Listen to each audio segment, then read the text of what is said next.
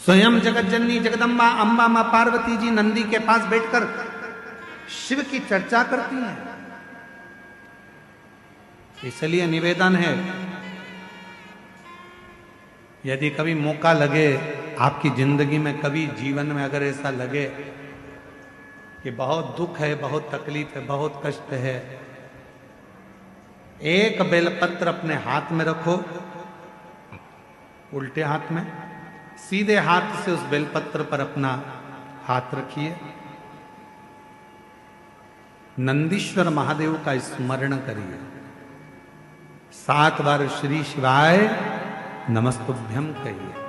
फिर उस बेलपत्र को सीधे हाथ में रहकर, जो नंदी शिव जी के मंदिर में है, दोनों सींग है, उस सींग के ठीक पीछे नंदी का उभरा हुआ भाग है, उस भाग पर नंदीश्वर शिवलिंग का स्मरण कर कर बेलपत्र को चढ़ा दो। इस टंडी का भाग पूंछ की ओर होना चाहिए, पत्ते का भाग मुख की ओर हो, और उस बेलपत्र को बाबा के चढ़ाकर, कितना भी दुख हो जिंदगी में, कितना भी कष्ट हो, नंदीश्वर महादेव का जब स्मरण आप करने लगते हो तो धीरे धीरे वो दुख कटना प्रारंभ हो जाता है, शिव हाथ पकड़ना प्रारंभ हो जाता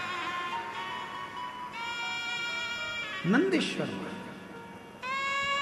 शिव ओघड़दानी है। और जो जैसी 17 साल के बाद बच्चा हुआ है, एक बार जोरदार ताली बजाकर स्वागत। जो जैसी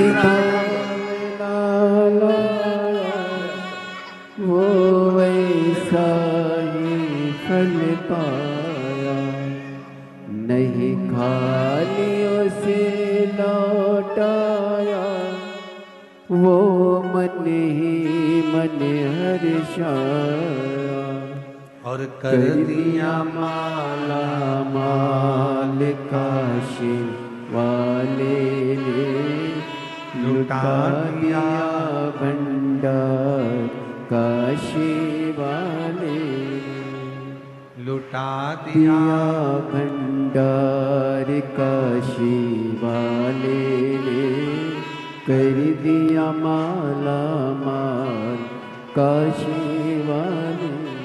शिव कथा कर रही है, भगवान शंकर का पवित्र चरित्र कर रहा है। पार्वती मैया यदि शिव को प्राप्त करी हैं, भगवान शंकर को प्राप्त करी हैं, तो नंदी की ही कृपा हुई, नंदीश्वर। कहते हैं पार्वती मैया जब छोटी अवस्था में, बाल्य अवस्था में थी, तभी से शिव की आराधना में लगी रहती। कई बार भगवान शंकर वृषभ का रूप लेकर आते हैं, और वृषभ का रूप रखकर आकर मां जगत जननी जगदम्बा पार्वती से बहुत उनके मन की बातों को श्रवण करते, बहुत ऐसी मां जगत जननी। बोला नंदीश्वर महादेव की जय। नंदीश्वर। और कहते हैं कि बाल्यावस्था में एक बार मां जगत जननी जगदम्बा मां पार्वती मैया, मां जगत जननी जगदम्बा मां पार्वती जी एक बार बाल्यावस्था में